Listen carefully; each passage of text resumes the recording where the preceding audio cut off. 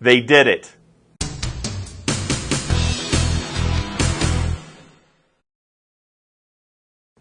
Welcome everyone to another edition of Get Your Game On, the channel dedicated to immersive gaming experiences.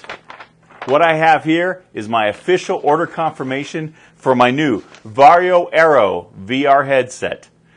It's been something we've been waiting for a long time in the sim community, and it's finally here. Now, just to be clear, I don't have this headset yet. I got my order in first thing as soon as they made it available, so it will be here. And they're saying delivery time is 3 to 4 months, so it won't be here anytime soon. So for those of you out there that may not be familiar with the company Varjo, they are primarily a company based in Helsinki, Finland, and they focus on more of the industrial or commercial side of things.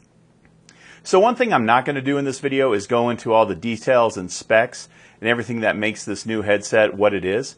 Instead, I'm going to link the launch event down below.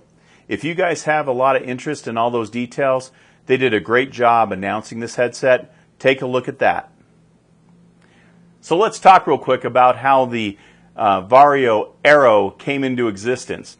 Varjo created a VR headset for the commercial market, and it had everything. It had high density, like true vision displays. It had hand tracking, had a whole host of things that were geared towards the commercial market, and it had a price tag to go with it. The original VR3, which you can still get, costs over $3,000, and you had to pay almost an $800 a year subscription fee just to use it. So obviously that really isn't ideal for us gamers.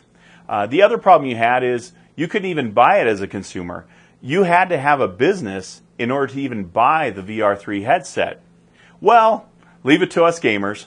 Some creative folks got their hands on one of these VR3 headsets, and lo and behold, this thing is perfect for gaming. The resolution of the main screens was unlike anything else we had seen. It just worked so well with the Steam VR. It was like a dream come true. Again, except for the price tag and the fact you couldn't buy it if you weren't a company. So through sheer determination, the entire community out here just begged and pleaded Varjo to please look into making a consumer-grade headset for VR for us lowly simmers and gamers out here. Well, they listened. And so they took what was the VR3, they pulled out all those things that made it a little more expensive and didn't really work for gaming, and they just introduced the Varjo Aero VR headset.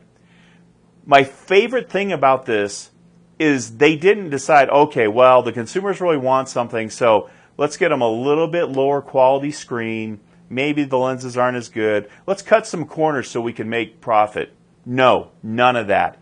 They took all the quality components that are in that commercial grade headset and they put them into this consumer grade headset, and they were able to lower the price. Now, it's still not cheap. You're still talking about $2,000 for a virtual reality headset, and that doesn't really come with a really good audio solution. It comes with some earbuds and a little microphone, but you're going to want something more than that.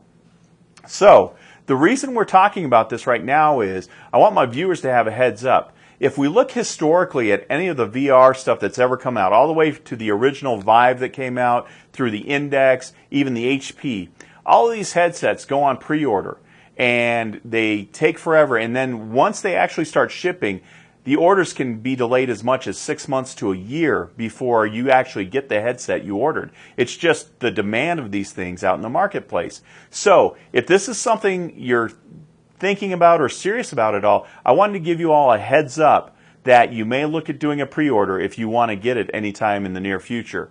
And again, all those other headsets, that was when we didn't have delivery problems or supply problems or any of the things that are a challenge to the market right now. So if you're interested in top tier, this is something to look at. Now, who's this headset for?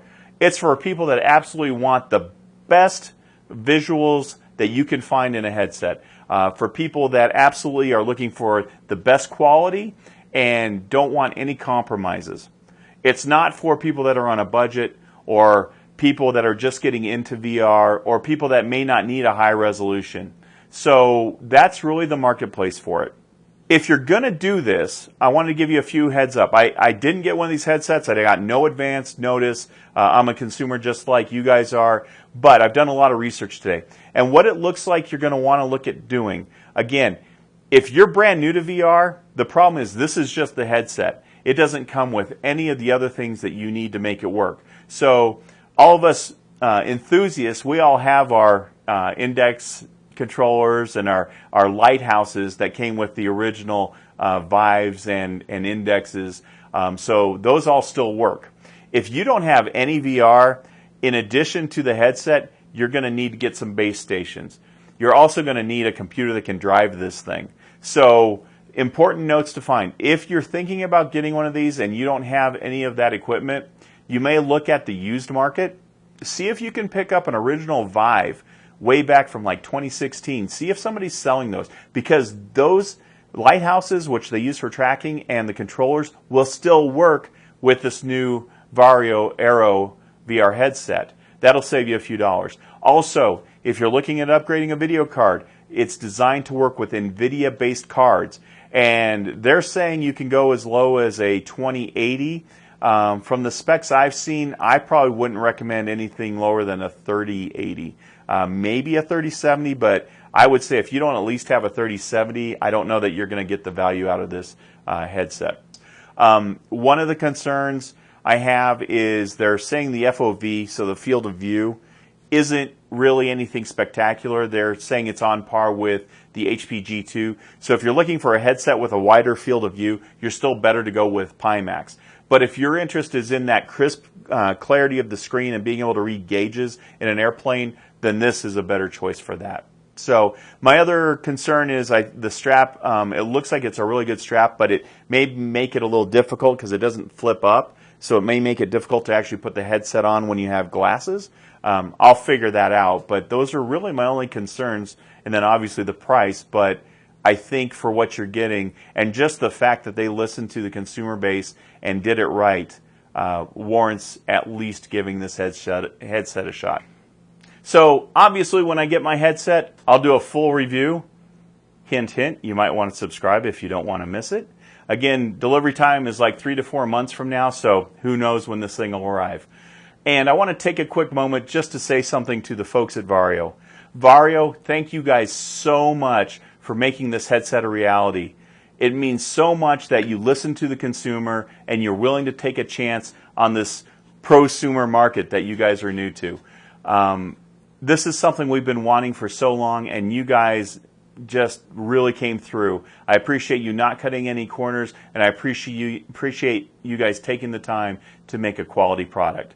So, until next time, we'll see you down the road, and remember to get your game on.